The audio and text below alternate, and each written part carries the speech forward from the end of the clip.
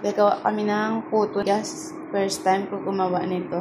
Testingan natin kung mag-work man siya. Kung hindi, matry kita sang another recipe. Ara ang aton molder. Nagpabukal. Guys, gibutan ko na siya sa molder. Wala to na lang natin na magkulo ang tubig. Bukal na itong tubig. Ilagay na ito ng first time.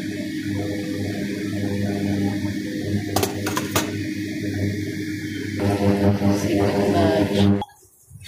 Oy, nami ang iya pagkaluto. Si guwapa kayo guys. Tapos may kape. Yeah, tapos na siya. Ayos siya guys. Namit siya.